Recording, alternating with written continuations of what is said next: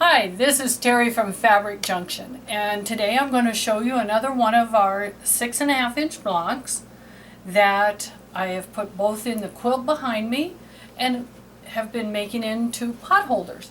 And behind me, here it is, the Greek cross. There's two of them in the quilt, and the other one's clear at the bottom of the quilt. But that gives you an idea of what it looks like. Very simple to put together. It is using all the things that we have done in the past. Right now, putting two rectangles together.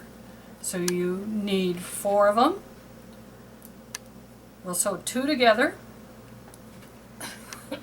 Excuse me. And the cutting for all the pieces is on our blog at fabricjunctionjewels.blogspot.com. And that will have all of our cutting and all of the blocks that you see in the quilt will be on there. So we'll start off putting our rectangles together. And we'll give them a little press. So now I have all my rectangle combinations and then the half square triangle.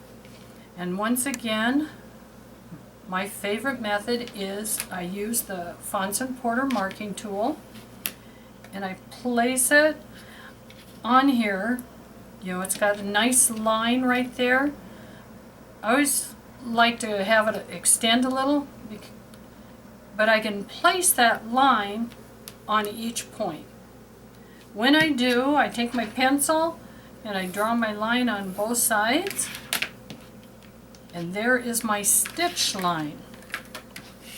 So now I'm going to line it up.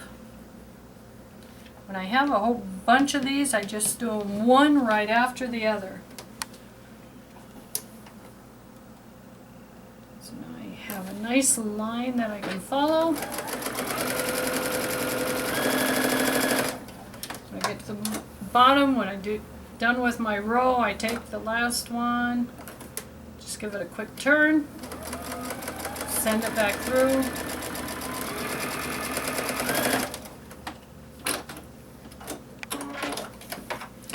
and cut.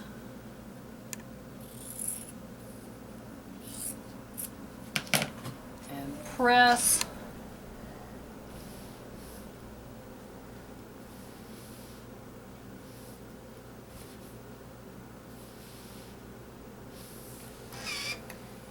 Get rid of my dog ears.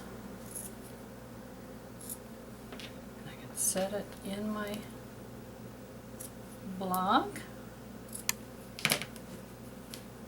Oh, get it turned going the right way. Easy to turn it. And I'm pretty sure if it turned this way, it would have a different name. You know how our blocks go? That you change one little thing and it becomes a completely new named block. Okay, so my sections together, and as you can see, I take my middle and flip to the left.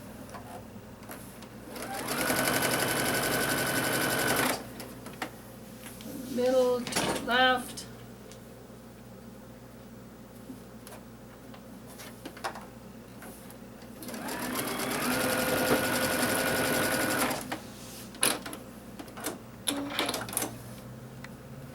When you have lots of blocks to do, this is a great technique because you can just do one whole section and then you come back and put your other one. Keep them strung together like this, and then that way they're in the right position when you get ready to sew the other direction.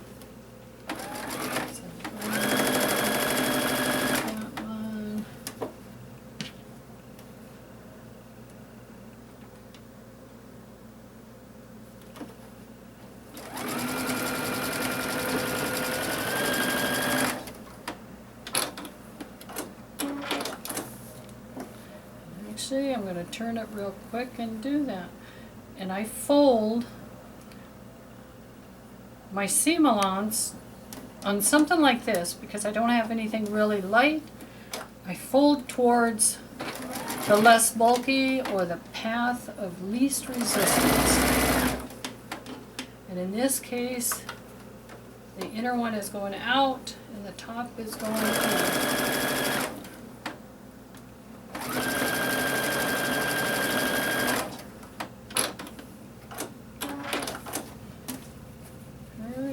Do the other side real quick. So as you can see, this is a nice quick block. I think it would look great done with scrap. We have enough scrap to do the triangles. Maybe not going to take a whole lot.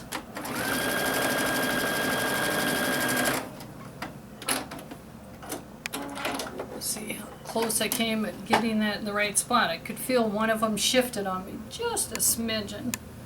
But once you have your block together, your block should be about 6.5. I see I've got one triangle a little bit bigger than the other, but I am close enough to what I want that I can correct a lot of that once I add my pieces. So then I add my,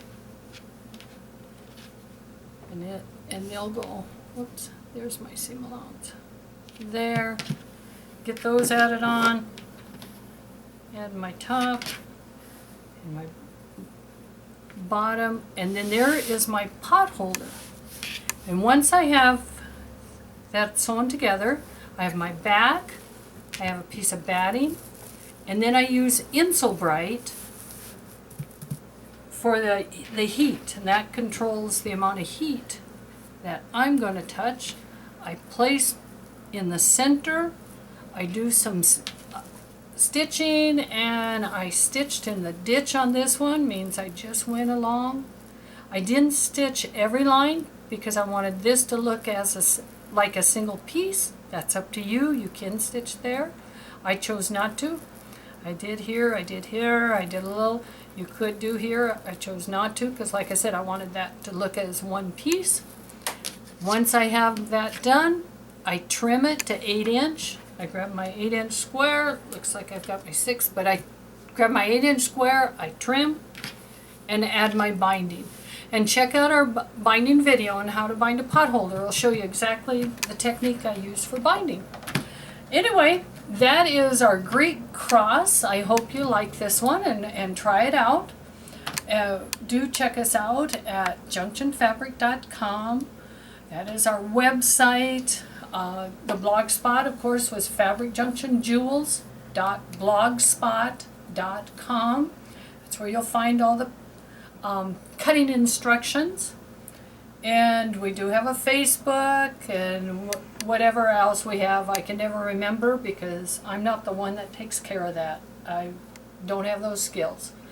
But thank you again for watching. I hope you like the Greek cross. And if you happen to be traveling by, do stop in to say hi.